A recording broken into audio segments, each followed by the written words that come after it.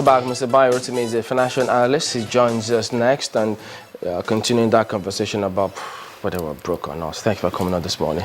Thank you. It's a pleasure to be here. It's always a very interesting one, but let's start with getting, what's your understanding of all of these arguments making the rounds? Well, I think that as a nation, we've gone through a lot in the last 10 or so years. We went from a situation where we had more than enough money coming from oil revenues to a situation where we've lost 60% of our oil revenues. I think that we're at a point where we have a unique opportunity to fix everything that has gone wrong. Sometimes your back needs to be to the wall before you take some very, very hard decisions. I think Nigeria is at a critical point now. I think that we need to embrace the hard decisions that will ultimately turn around this nation. It's going to be a long and a bumpy ride, and I would like to encourage everybody to be ready for the sacrifice that is required. A good thing, I know the government official, and I said, are you saying we should tighten our belts? But then, you know, when you say we used to, there was a point where we had too much money to do certain things, but now lost 60% of the revenue. But in terms of people saying the conversation about whether or not we're broke, if we don't have as much money as we used to have, and as such, at that time, we could come up with different committees, different agencies. If we've reduced, or the income has reduced, and then we adjust, maybe merge ministries, block some of those leakages, are we still going to say that we're broke?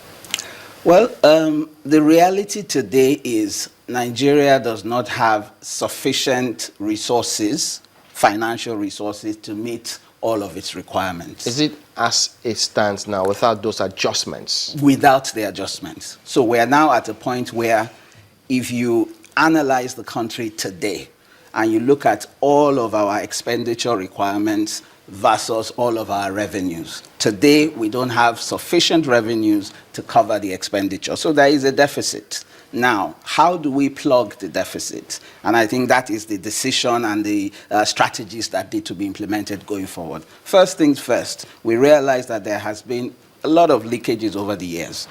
A lot of our productive capacity has not really been harnessed. A lot of corruption has frittered away the bulk of our commonwealth. So if you start from a standpoint of, let us block all of the leakages, let us tighten our belts. I know people don't like that phrase, but that's the reality of today. Let us tighten our belts. So you were talking earlier about the Senate and the number of committees, and interestingly, having 65 committees in the 109 people Senate means that everybody will at least be a chairperson or a vice chairperson. So it really, really does not make sense. Those are the kind of decisions that we cannot continue making. Are they increasing the budgetary provision now as a result of that? Well, the reality is this. If you had, for example, 30 committees in the last dispensation, and now you have 65, without a doubt, the administrative support that each committee needs, that has increased. And with that increase, clearly will come with an increase in cost. What if they feel they can run it with the costs that they always have? Well, it's also a function of efficiency. How efficient will a committee be? Because what you have is a situation now where everybody is either a chair or a vice chair. So who are the people that will put their heads down and do the bulk of the work that needs to be done? I think what we're doing is dissipating energy. I think we need to be more strategic at this time. Speaking about strategy, when they say that, or when you say we've lost 60% of the income from oil, but we know that's not the only income that's not the only source through which the country gets income from. So based on that alone, can we then make that blanket statement? Well, reality is this.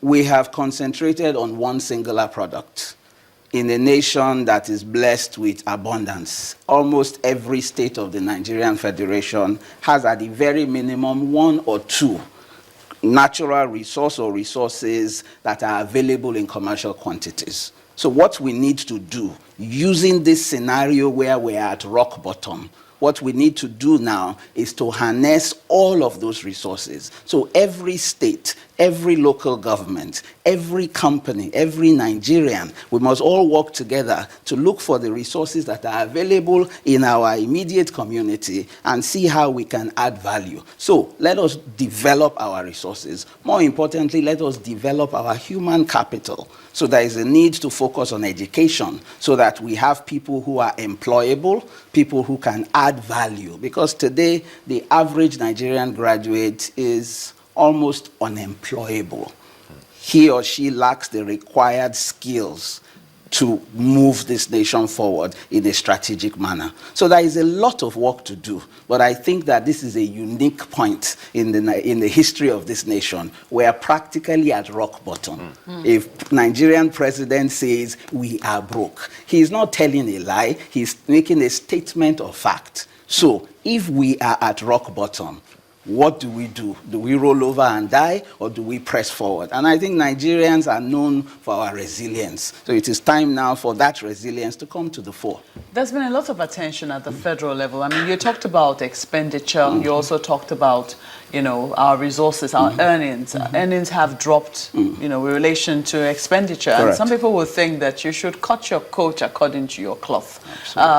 Do you think that we're taking enough decisions in those areas where we can actually cut expenditure, especially at the federal level? I think that process has started. Several things are happening almost concurrently.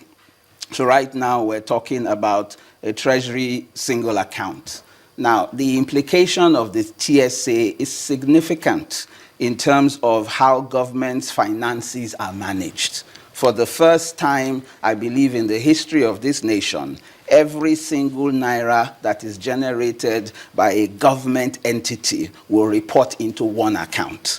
Before 1 naira can be spent out of that account, it must go through a formal budgetary process, and there must be proper approvals. What we need to do is, I think that move has started, but we need to support the CBN. We need to ensure that the CBN has the capacity to be able to carry out this administrative function. But without a doubt, and I think I have seen it even in my own professional experience in the last couple of months, a number of public sector entities do not have the liberty to spend as frivolously as they used to do. So I think that is a critical starting point. In the news, and I saw from your newspaper headlines, we're talking about the BVN and all of the opera and all of that. Now, that is another policy that is bringing some sanity into this economy. Now, the foreign exchange market, the parallel market, is in a state of flux right now, because a lot of people who have received funds from all manner of sources, a lot of them are afraid to approach the formal sectors,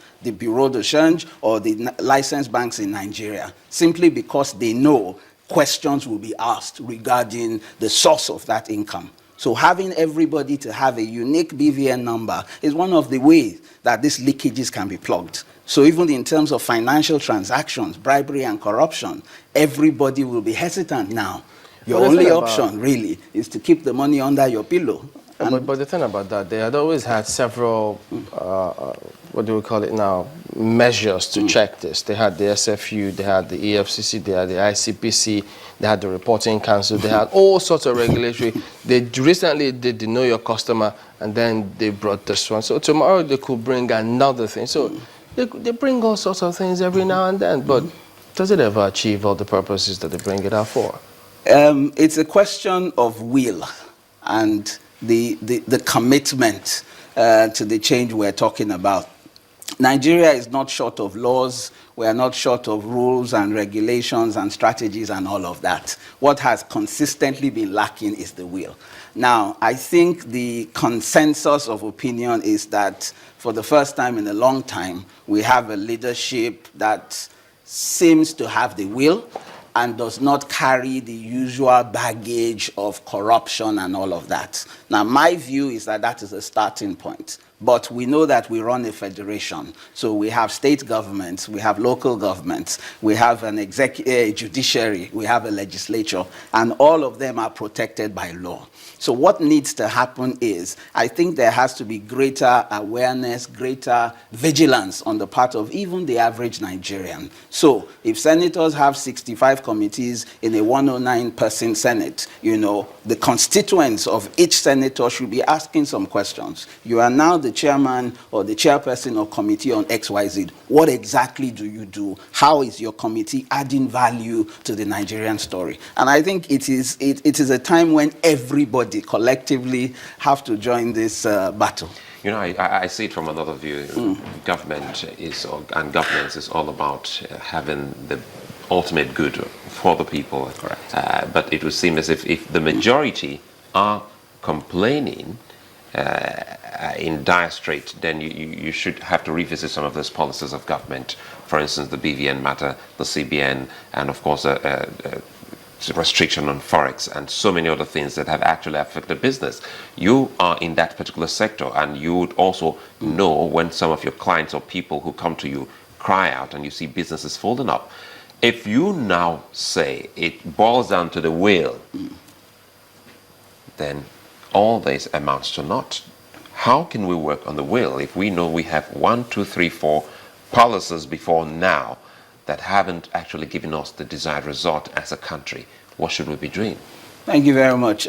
My personal view is that change and success has a price tag attached to it. We talk about the BVN and the whole state of flux that our financial system seems to be in since Monday. But the reality is, this is a policy that was introduced February 2014. So it's been almost 2 years where Nigerians have been inundated almost on a daily basis, in the print, in the electronic media, on the radio, all over the place, about the need for all of us to go and enroll, go and regularize this position. Nigerians have a penchant for waiting till the very last minute. We did that with the first deadline. We got an extension. The second extension has expired. Again, we have 15 odd million Nigerians whose account positions have not been regularized. Guess what? If it is extended for another 6 months, I can almost bet that at the end of those same 6 months, we will still have a lot of Nigerians who will not have complied. The reality is, I think some tough decisions are required. As it is now, there is a restriction on people's accounts. But if you go to your bank tomorrow morning and regularize your position, then you have full access to your account.